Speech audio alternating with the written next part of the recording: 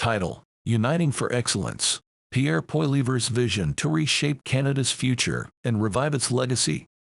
Skills Gap Trainer comment.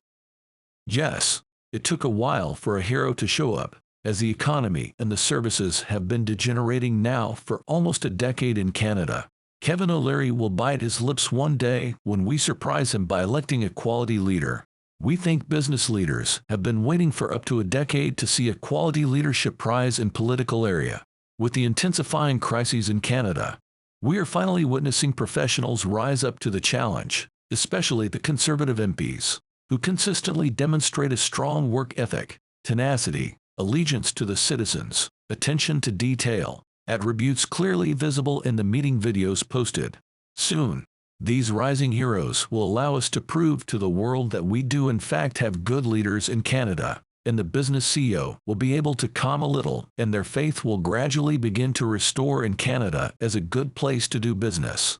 This is our chance with Pierre to prove that we understand how to recruit a quality professional to a highly challenging role, based on competence, merit, value system, and professional ability. When we do this, we will begin to fix the value system problem that has been degenerating over the last decade in Canada. Once we fix the recruitment gatekeepers of Canada problem, the country will be able to recruit from millions of available workers which do not participate in the economy, and this will begin to fix the labor shortage we keep hearing about from the businesses that are usually never satisfied with human labor availability, even if you threw 100x more people to apply 100x. Skills Gap Trainer comment.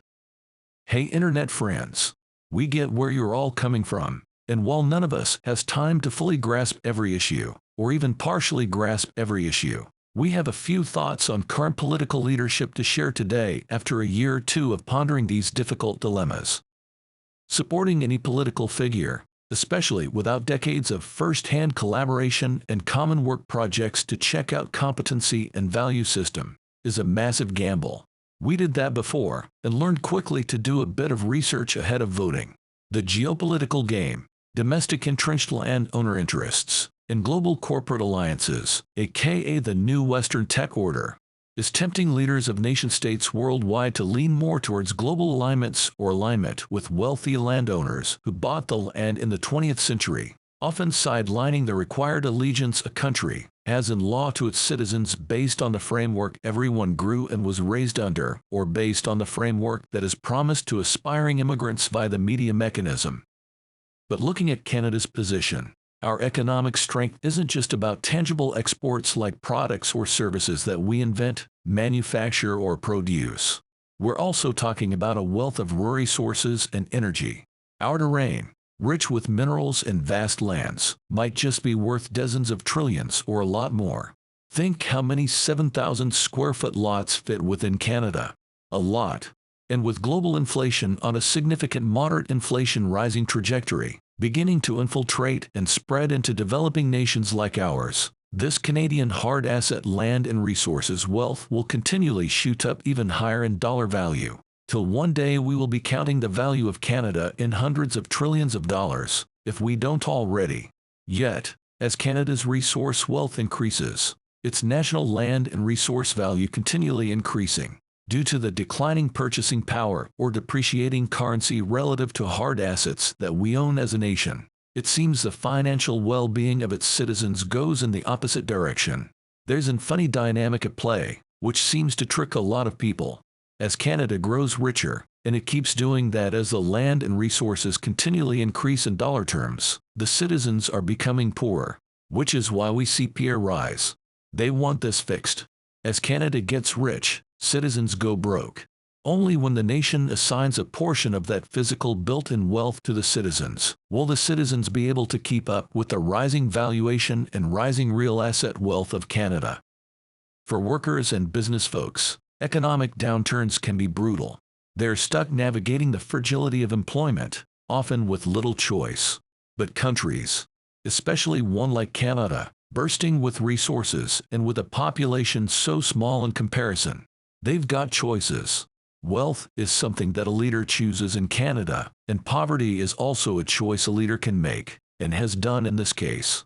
While an individual might not have tangible assets, A country like ours has an almost limitless reservoir of natural capital just waiting to be tapped.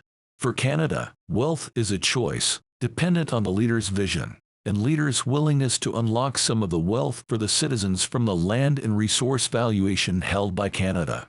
However, it is likely the landowners that exist today will block this move at every legislative turn. So the real question that should be asked, will Pierre Poilievre go against pre-existing landowners and allow citizens who have little to benefit from the natural wealth built and locked within the borders of Canada, instead of accepting a 21st century where half the population is a serf or a slave without ownership ability? And further, this is the second question people should be asking, and we are pretty certain they will forget this one, as they do every time. Will Pierre Poilievre show global leadership by working with other leaders around the world, so that when a natural project of energy or minerals is done, the people of that country get more than $200 million out of a $30 billion project? How about $2 billion or $5 billion from a $20 billion project for the people?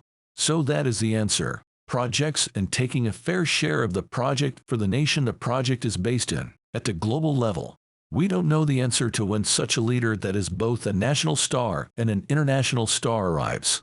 But out of all the leaders of Canada, Pierre Poilievre has come the closest to making commitments relating to unlocking the value/capital of Canadian land.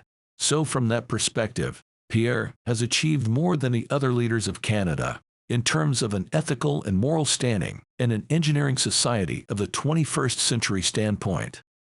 Enter the Liberal Party with their degrowth strategy and control legislation. This feels a lot like the playbook of the elites, who might be more about maintaining the status quo than pushing for growth. Leaders from humbler backgrounds, however, seem to resonate more with growth-driven policies, maybe because they are more in tune with everyday aspirations. Now, Poilievre is bringing something different to the table.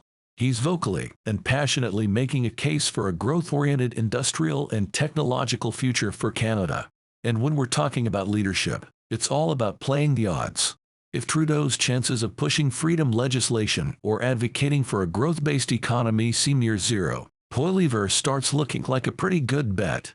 Even a chance greater than zero that he could help Canadians tap into our nation's wealth makes Pierre the favorable option. Here's the thing. This whole scenario, it's like being in a war.